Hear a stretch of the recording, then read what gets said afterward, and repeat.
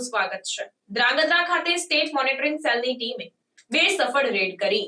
સુરેન્દ્રનગર જિલ્લામાં Gandhinagar state monitoring સેલની team અવારનવાર સફળ રેડથી વિદેશી દારૂ, જુગાડ સહિત ગુનાહિત પ્રવૃત્તિઓ પકડી પાડવામાં સફળતા મેળવતી હોય છે। ત્યારે વાત કરીએ તો ધ્રાંગધ્રા શહેરના બે અલગ અલગ વિસ્તારોમાં ગાંધીનગર સ્ટેટ મોનિટરિંગ સેલની ટીમે છાપો મારી વિદેશી દારૂનો જથ્થો પકડી પાડ્યો હતો। પણ નવાઈની વાત તો એ છે કે અહીંની સ્થાનિક પોલીસ, ધ્રાંગધ્રા નાયબ પોલીસ અધિક્ષક, ડિવિઝનલ, સિટી પોલીસ તથા તાલુકા પોલીસ જાણે ગુલાબી ઠંડીની મોજમાં ઊંઘતી હોય તેમ લાગી રહ્યું છે। ગાંધીનગર સ્ટેટ મોનિટરિંગ સેલની ટીમે ધ્રાંગધ્રા શહેરના નરસીપરા વિસ્તારમાં નર્મદા ક્વાર્ટરમાંથી વિદેશી દારૂ સાથે બે શખ્સોને પકડી પાડ્યા હતા।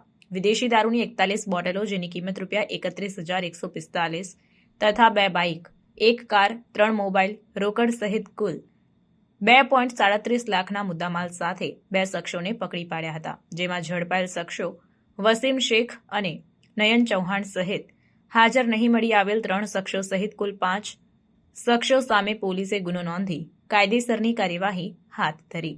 તો બીજી બાજુ સ્ટેટ મોનિટરિંગ સેલની ટીમે ધ્રાંગધ્રા શહેરના મોચીવાડ વિસ્તારમાં આવેલ રહેણાંક મકાનમાંથી વિદેશી દારૂ સાથે 6 શખ્સોને પકડી પાડ્યા હતા।